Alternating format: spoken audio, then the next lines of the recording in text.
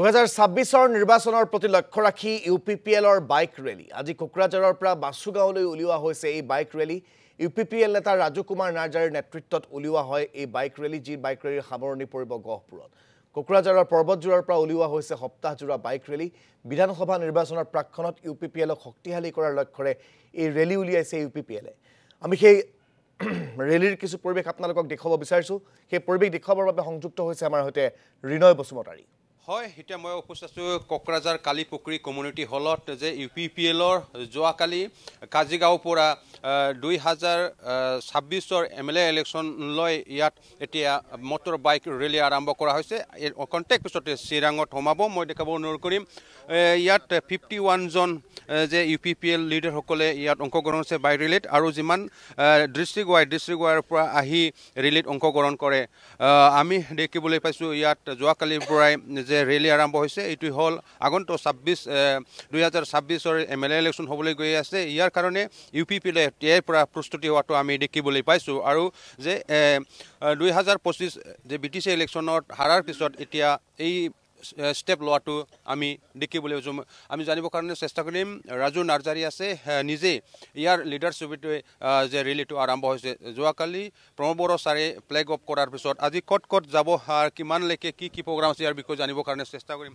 কি ক'ব, ৰেলী যোৱাৰ পৰা আৰম্ভ হৈছে এতিয়া কোকৰাঝাৰ BTR মটৰচাইকেল টুৰ এটা থিম লৈ পেলাই ৰিচাৰ্জেণ্ট ইউপিপিএল ৰিচাৰ্জেণ্ট BTR মূল উদ্দেশ্যটো হ'ল আমাৰ ইউপিপিএলটো তৃণমূল পৰ্যায়ৰ পৰা আমি কেনেকৈ মজবুত কৰিম, আৰু আমাৰ লক্ষ্য আৰু উদ্দেশ্য দলৰ যে আছে ৰাইজক সেৱা কৰা, গুণগত একটা সমাজ গঢ়া আৰু গুণ জ্ঞান থকা এটা সমাজ গঢ়া, সম অধিকাৰ সময় উন্নয়ন লৈ পেলাই সকলোৱে যাতে জীয়াই থাকিব পাৰে, আমাৰ নৱপ্ৰজন্মক এটা উজ্জ্বল ভৱিষ্যত দি যোৱা, শান্তিৰ এটা সমাজ গঢ়ি তোলা, এইবিলাক আমাৰ লক্ষ্য আৰু উদ্দেশ্য আছে। ইলেকশ্যন হাৰা জিকাটো ডাঙৰ কথা নহয়। ইলেকশ্যন একটা হাৰিব, একটা জিকিব। 2020 চনৰ পৰা আমি ইলেকশ্যন জিকিয়ে আছোঁ। এতিয়া ইলেকশ্যন জিকি পাৱাৰটো লৈ খালি পাৱাৰ ল'লেতো লাভ নাই। পাৱাৰটো কিবা উদ্দেশ্য লৈ পেলাই ল'ব লাগিব। পাৱাৰ থকা নাথাকাটো ডাঙৰ কথা নহয়। পাৱাৰ থাকিলেও সমাজৰ সেৱা কৰাটোহে ডাঙৰ কথা। এইকাৰণে আমি আজি বাইক টুৰ লৈ পেলাই আমাৰ কোকৰাঝাৰ জিলাৰ কাজিগাঁৱৰ পৰা গহপুৰলৈকে যে আমি যাই থাকিম, কিছুমান উদ্দেশ্য লক্ষ্য লৈছোঁ। এটা হ'ল গোটেই বিশ্বত যে জাষ্টিছ ফৰ জুবিন এটা মুভমেণ্ট চলিছে, এইটো আমি সমৰ্থন জনাইছোঁ। দ্বিতীয়তে আমাৰ যে আৰ্টিকেল 280 125 এমেণ্ডমেণ্টটো ইণ্ডিয়ান পাৰ্লিয়ামেণ্টত পেণ্ডিং হৈ আছে, এইটো সোনকালে এইটো পাছ কৰি দিব লাগে। আমাৰ BTR চুক্তিৰ মৰ্মে 40টা সমষ্টিৰ পৰা BTR সমষ্টিটো 60টালৈকে যে বনাব লাগে, এইটো সোনকালে বনাব লাগে।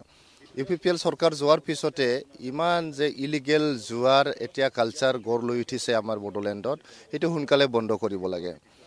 আৰু আমাৰ ইউপিপিএলৰ দিনত যে বহুত ভাল কাম হৈছিল, যেনেকৈ আমাৰ মাটি পাট্টা প্ৰদান কৰা, বড়োলেণ্ডত 40-50 বছৰ পিছত শান্তি স্থাপন কৰা, আমাৰ ছুপাৰ 50 ইয়াতে মিছন কৰা, লগতে আমাৰ ইয়াতে ডুৰাণ্ড কাপৰ নিচিনা ডাঙৰ ফুটবলৰ ইভেণ্ট ইয়াতে অৰ্গেনাইজ কৰা, তো বহুত ভাল কাম ইয়াতে হৈছিল। ইয়াতে মহিলা সবলীকৰণৰ কাৰণে, যুৱকসকলৰ উন্নয়নৰ কাৰণে, গৰীব দুখীয়া সমাজৰ কাৰণে আগুৱাই নিয়াৰ কাৰণে এটা যে কাম ইয়াতে হৈছিল, এই কামবিলাক আমি ৰাইজৰ মাজত লৈ যাম আৰু আমাৰ কৰ্মীবিলাকৰ মাজত লৈ যাম। এইকাৰণে এইটো মটৰচাইকেল টুৰটো ওলোৱা হৈছে।